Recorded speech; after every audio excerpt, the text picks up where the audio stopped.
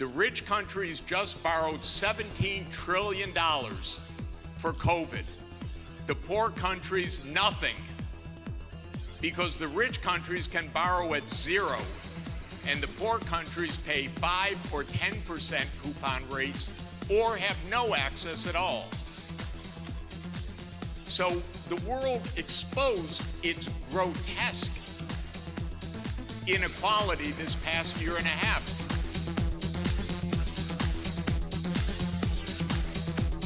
What we've been hearing is how the system actually works right now. And I want to emphasize, we have a world food system. It's based on large multinational companies. It's based on private profits. It's based on a very, very low measure of international transfers to help poor people, sometimes none at all.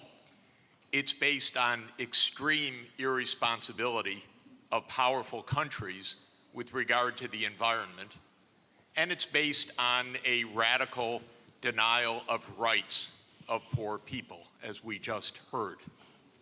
It's interesting, we heard from the minister of DRC, what's wrong with your country?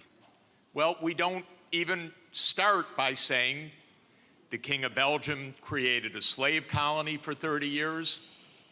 The government of Belgium ran the slave colony for another 40 years.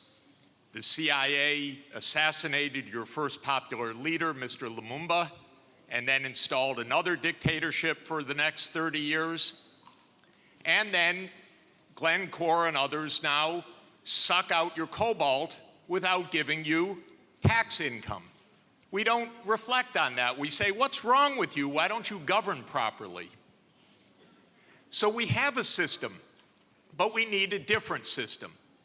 And the different system has to be based on principles of human dignity in the Universal Declaration, principles of sovereignty, principles of economic rights, because these are not nice things to do. In 1948, all the government said that food is a right, social protection is a right, not a nice thing, not a pleasant thing, a right. That was 73 years ago. The SDGs are nothing more than our generation's attempt to honor the Universal Declaration of Human Rights. I come from a country that not only doesn't care about the world's poor, it doesn't even care about its own poor. 1 in 7 Americans is hungry right now. And they don't care. I mean, the poor people care, but one political party, all it cares about is cutting taxes for the rich and filibustering any solution. So we're in a world that's really tough. The private sector's not going to solve this problem.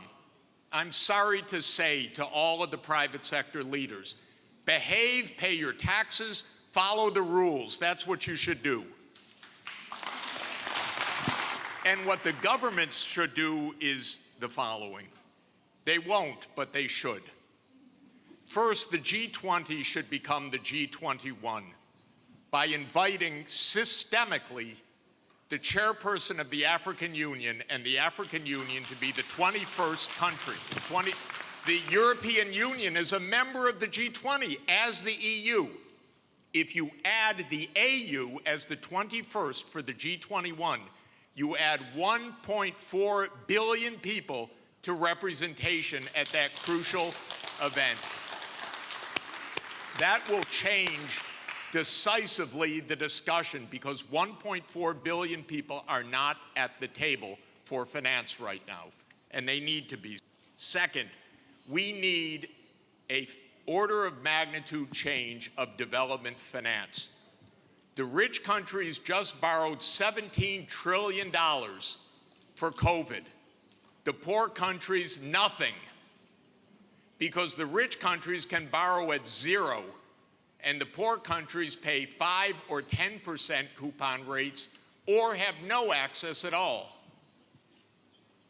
So the world exposed its grotesque inequality this past year and a half. Rich countries didn't say, we tighten our belts, why don't you? My country spent $7 trillion of emergency funding, not one penny for anybody else, by the way. $7 trillion, it didn't even cross the imagination of the US Congress to include a few crumbs for the rest of the world. But the poor countries cannot borrow. That's what we should have heard from the World Bank. I didn't hear that from the World Bank. I didn't hear real numbers. Real numbers are in trillions right now because the world economy is 100 trillion a year. But we don't talk about real numbers. So that's the second thing. We need massively to increase the lending and borrowing capacity of poor countries at near zero interest rates like the rich countries have. Then they could get something done.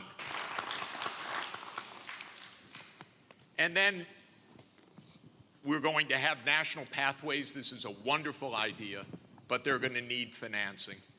And so everything that I've been saying, I know the numbers. That's all I do for 40 years is add up what's missing.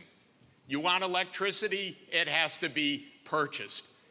You want digital access? It has to be purchased. You want safe water irrigation? It has to be purchased. This is what I do for a living, is add up these numbers and then find out that then somebody makes up something and names 1/100th of what's really needed. It's not even hard. By the way, the IMF has done wonderful studies in the last 2 years showing that we have a financing gap of about $400 to $500 billion a year for the basics for the SDGs.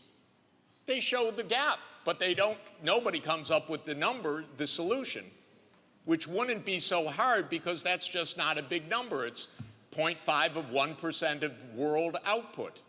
So if we really care, we wouldn't have the G7 saying, we love education, therefore we're going to give $3 billion for education. That's what they said at the summit. But what UNESCO has shown is that you need at least $30 billion a year, minimum. But nobody looks at numbers. They just make up nice check the box. So we need the real numbers of finance to back the national pathways. The final thing is we need the UN as the core and central institution of this world, period. Because this is the only way we're going to have a civilized world, is a strong UN.